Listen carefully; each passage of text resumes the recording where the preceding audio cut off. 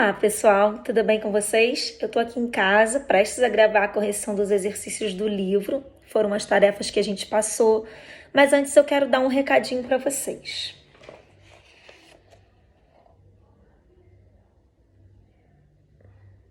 Fiquem bem, mantenham-se em movimento. O que isso quer dizer? Isso quer dizer que a gente tem que estar sempre em movimento, não necessariamente um movimento físico, saindo, fazendo atividades físicas fora de casa, porque isso a gente não pode fazer agora, mas a gente pode sim se exercitar em casa e principalmente exercitar o nosso cérebro, que é uma máquina. Então, é muito importante que a gente siga o cronograma que a coordenação passou para vocês, que vocês sigam esse cronograma e que façam as atividades que estão sendo propostas pelos professores. Não adianta a gente ficar uma semana inteira olhando só no celular, mexendo, brincando, jogando e deixando as coisas se acumularem e tentar fazer isso tudo num dia só. Isso não vai ser produtivo e não vai ser um momento de aprendizagem. A aprendizagem se faz diariamente, todo dia um pouquinho. Então é por isso que é importante que vocês façam os exercícios todos os dias. Criem uma rotina, um hábito de estudos. Isso vai ajudar vocês a manter o cérebro em movimento agora, nessa época de quarentena, e daqui a pouco, quando a gente precisar voltar para a escola, isso vai ajudar vocês também, porque já vão estar dentro de uma rotina de estudos. Então, a dica é: fiquem bem e mantenham-se em movimento, especialmente o cérebro. Estudem todos os dias um pouquinho. Tirem as dúvidas nas aulas online e não deixem de fazer as atividades propostas por cada professor. Isso vai ser fundamental para se criar uma rotina, um hábito de estudos, tá? Depois dessa dica, vamos agora à correção dos exercícios do livro.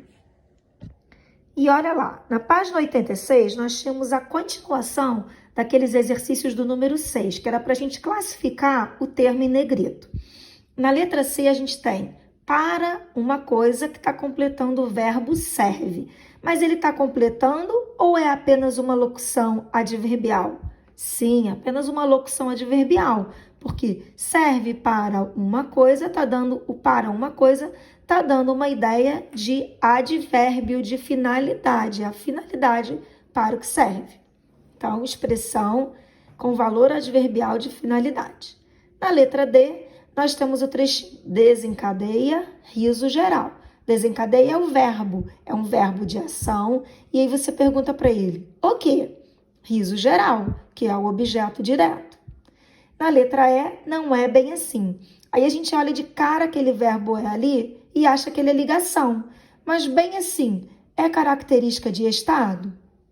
Não, ele é só uma expressão com valor adverbial de modo. Portanto, se o que está depois do verbo é só expressão adverbial, então ele é verbo intransitivo. O número 7 tem duas frases, com a não é bem assim e é útil. A não é bem assim eu acabei de explicar. O ézinho ali é um verbo intransitivo, porque o bem assim é uma expressão adverbial, no caso ali que a gente até classificou, de modo. Então, ele é verbo intransitivo. E o é útil, esse sim, é verbo de ligação, porque ali tem um sujeito. No textinho lá você vê biguá. Biguá é o sujeito, é verbo de ligação, útil predicativo do sujeito. Então, a resposta da letra A era para classificar cada um. Em um, é verbo intransitivo, em 2, é verbo de ligação. E explicar por que cada um é assim. Na primeira frase, o ele vem depois dele vem expressão adverbial de modos, vem advérbio, ele tem sentido completo. E na segunda, o liga o sujeito biguá ao predicativo do seu sujeito útil. Então, ele é verbo de ligação. O número 8 era para você. Todas essas frases ali tinham ordem inversa, ou seja, o sujeito não está na frente do seu predicado. Aí, de acordo com a legendinha ali, era para você classificar o verbo que está da oração. Então, nós tínhamos de grão em grão, a galinha enche o papo, o sujeito. A galinha enche o quê? O papo, objeto direto. Se é um verbo transitivo, ele é predicado verbal e ele é verbo transitivo direto, VTD. Na letra B, a gente tinha o sujeito algo de ruim, o verbo era virá. Se a gente for colocar a frase na ordem certinha, algo de ruim virá daí. Daí é expressão indicando advérbio de lugar.